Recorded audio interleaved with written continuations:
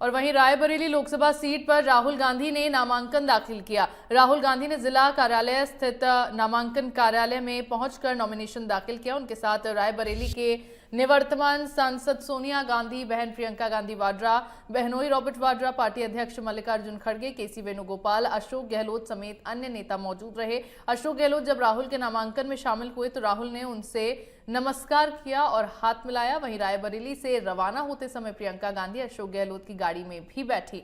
इस दौरान दोनों के बीच कई देर तक बातचीत भी हुई। गहलोत ने मीडिया से बातचीत में दावा किया कि कांग्रेस रायबरेली और अमेठी दोनों सीटें भारी मतों से जीतेगी। इधर गहलोत के आज गांधी परिवार के साथ दिखने की राजस्थान की राजनीति में काफी चर्चाएं हो रही हैं। अशोक गहलोत आज भी गांधी परिवार के काफी भरोसेमंद हैं।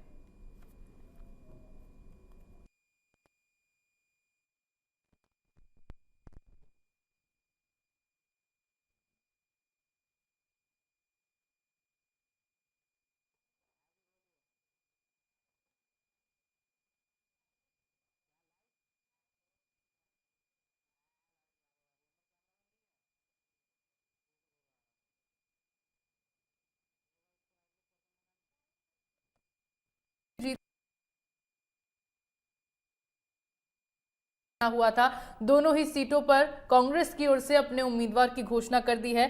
एक बड़ा बदलाव देखते हुए राहुल गांधी इस बार अमेठी से ना लड़कर रायबरेली से चुनाव लड़ने वाले हैं, जिसको लेकर अपना नामांकन राहुल गांधी ने दाखिल कर दिया है। एक सबसे अहम बात, जो तस्वीरें आज की सामने आई हैं, उन तस्वीरों में अशोक गहलोत को साफ तौर पर देखा जा सकता है। अशोक गहलोत हालांकि सोनिया गांधी के गांधी परिवार के काफी भरोसेमंद माने जाते हैं, लेकिन जिस तरह से लोकसभा चुनाव में प्रचार प्रसार करते हुए अशोक गहलोत नजर आ रहे हैं, प्रियंका और राहुल के साथ आज उनकी तस्वीरें सामने आई हैं, उसकी चर्चा अब राजनीतिक लिहाज से राजस्थान की राजनीति में बहुत ज्यादा देखने को मिल रही है।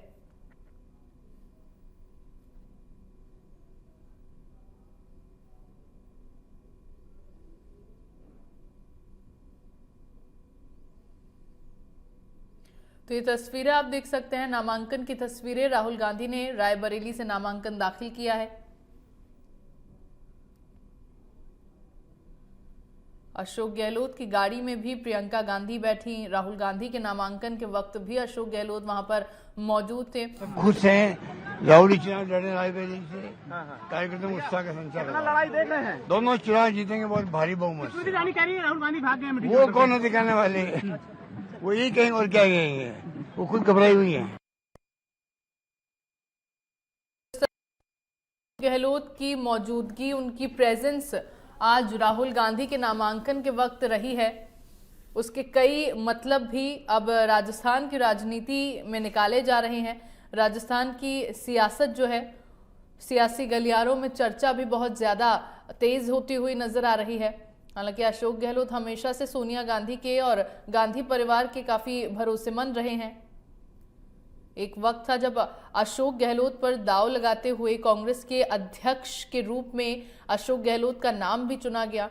उनको कांग्रेस अध्यक्ष बनाए जाने का ऑफर तक सोनिया गांधी की तरफ से दिया गया था। और अब ये वक्त है जब लोकसभा चुनाव में अशोक गहलोत की सक्रियता कई सवाल खड़ी करती हुई यहाँ पर नजर आ रही है। तो अशोक गहलोत आज राहुल गांधी के नामांकन के वक्त मौजूद रहे। राहुल गांधी ने आज रायबरेली से अपना नामांकन भर दिया है। केएल शर्मा इस बार अमेठी से चुनाव लड़ने वाले हैं कांग्रेस के उम्मीदवार के रूप में। मल्लिकार्जुन खड़गे, उनकी माता सोनिया गांधी, उनकी बहन प्रियंका गांधी वाड्रा, ये तमाम लोग जब राहुल गांधी नामांकन दाखिल रायबरेली से कर रहे थे उस वक्त वहां पर मौजूद थे।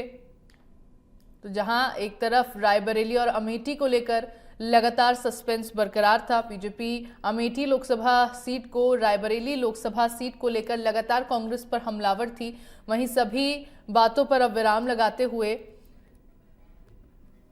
कांग्रेस की ओर से जवाब बीजेपी को दे दिया गया है और खबर पर ज्यादा जानकारी के लिए मेरे साथ वरिष्ठ पत्रकार अजीत मंडोला जुड़ रहे हैं, उनका रुख कर लेते हैं। अजीत जी, बहुत बहुत स्वागत है आपका सबसे पहले तो इंडिया न्यूज राजस्थान पर। अजीत जी, आज एक तरफ तो राहुल गांधी ने रायबरेली से अपना नामांकन दाखिल कर दिया और कांग्रेस की ओर से रायबरेली सीट को लेकर जो लगातार सस्पेंस बना हुआ था उस सस्पेंस को खत्म कर दिया गया है, और दूसरी तरफ एक सक्रियता अशोक गहलोत की केंद्र की राजनीति में देखी गई। अशोक गहलोत जहां राजस्थान की राजनीति में तो सक्रिय हैं, साथ ही साथ वो लोकसभा चुनाव में भी पूरी तरह से सक्रिय दिखाई दिया, और रायबरेली से जब नामांकन राहुल गांधी ने दाखिल किया तो उस दौरान वहां पर मौजूद नजर आए। क्या मतलब इसका निकाला जा रहा है, किस तरह की चर्चाएं अब राजनीतिक गलियारों में है?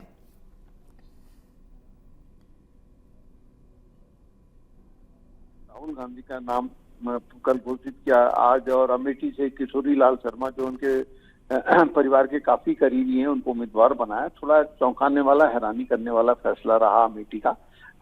लेकिन राहुल गांधी को भी जिस तरह से आज उम्मीदवार बनाया, उन्होंने पर्चा दाखिल करा, उससे लगता नहीं कि वो चुनाव लड़ने के लिए तैयार थे यूपी से, लेकिन पार्टी का दबाव शायद उन पर ज्यादा था, इसलिए उन्होंने पर्चा दाखिल कर दिया।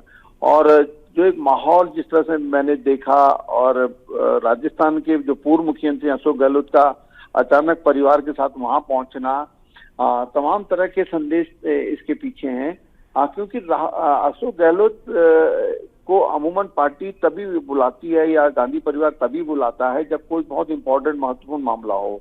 तो इस बार भी एकदम से, जब पहले कोई प्लानिंग नहीं थी, कोई योजना नहीं थी, अचानक जब सुबह उनको देखा गया कि भाई परिवार के साथ आ रहे हैं, परिवार के साथ एयरपोर्ट पे वो मिले, उसके बाद बकायदा प्रियंका गांधी उनको लेकर अमेठी गई, वहां उन्होंने किशोरी लाल का पर्चा दाखिल करवाया, वहां जो भीड़ थी उनको संबोधित भी किया। उसके बाद फिर प्रियंका के साथ वो रायबरेली लौटे, वहां पर राहुल गांधी के साथ नामांकन की प्रक्रिया के दौरान तो मौजूद नहीं थे क्योंकि वहां पर लिमिटेड लोग जा सकते हैं, लेकिन वहां पूरे कार्यक्रम के दौरान मौजूद रहे बाहर। और उसके बाद एक तरीके से कहीं ना कहीं इसके कई तरह के संदेश हैं कि क्या गहलोत की आने वाले दिनों में कोई केंद्र में भूमिका वापसी होगी, क्योंकि वो पहले भी जब संगठन महासचिव रह चुके हैं, पार्टी में कई पदों में रह चुके हैं, तो अब एक कयासबाजी शुरू हो गई है कि क्या अशोक गहलोत, क्योंकि राजस्थान में तो सरकार है नहीं कांग्रेस की, तो क्या संगठन में क्या वो कोई बड़ी भूमिका निभाने वाले हैं जल्दी। तो ये तमाम तरह की कयासबाजी शुरू हो गई, तब देखना होगा कि पार्टी क्या फैसला करती है। बिल्कुल अजीत जी, और कहीं ना कहीं एक सवाल ये भी है कि पार्टी जो भी फैसला लेती है उस पर जवाब इस बार अशोक गहलोत का क्या रहेगा, क्योंकि पिछली बार जब राजस्थान के मुख्यमंत्री अशोक गहलोत थे उस दौरान कांग्रेस पार्टी के अध्यक्ष का पद उनको ऑफर किया गया था, लेकिन उस वक्त जो बवाल देखा गया, मुख्यमंत्री की कुर्सी छोड़ने के लिए तैयार अशोक गहलोत नजर नहीं आए, और उसी को लेकर उन्होंने अध्यक्ष पद को भी जो ऑफर था उसको भी ठुकरा दिया। लेकिन अब जब पार्टी की ओर से केंद्रीय राजनीति में सक्रिय उनको किया जा रहा है, केंद्रीय राजनीति में कोई बड़ा पद, कोई बड़ी जिम्मेदारी उनको दिए जाने के कयास लगाए जा रहे हैं, तो देखना यह भी दिलचस्प रहेगा कि अशोक गहलोत की ओर से क्या कुछ जवाब इस बार पार्टी नेतृत्व को दिया जाता है।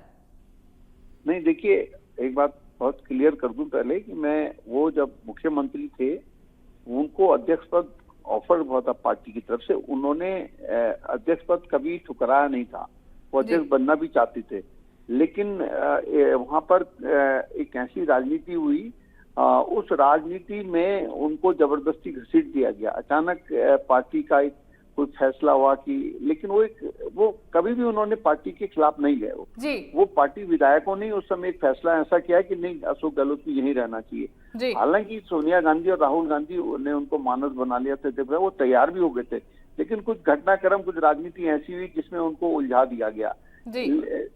अब जो आगे की बात है, इसमें कोई संदेह नहीं है कि परिवार के अभी भी भरोसेमंद वही हैं। पार्टी उनको तब भी कहती हो, तब भी मुख्यमंत्री का पद छोड़ देते, लेकिन उस वक्त कुछ ऐसी राजनीति, कुछ ऐसे लोगों ने राजनीति करी जिसमें गांधी परिवार भी नहीं समझ पाया और गहलोत भी नहीं समझ पाए। लेकिन अब वो हालात अलग थे। अब अगर पार्टी उनको आदेश देगी तो वो पार्टी का आदेश हमेशा पहले भी मानते रहे, आगे भी मानेंगे, और अब भी अगर उनको कोई नई जिम्मेदारी मिलती है आने वाले टाइम पर, तो निश्चित तौर पर गहलोत तो उसको स्वीकारेंगे और उस जिम्मेदारी को बखूबी से निभाएंगे। वो इस तरह के नेचर के आदमी नहीं है कि पार्टी के खिलाफ चलें या पार्टी की जिम्मेदारी को वो अनसुना करते हैं।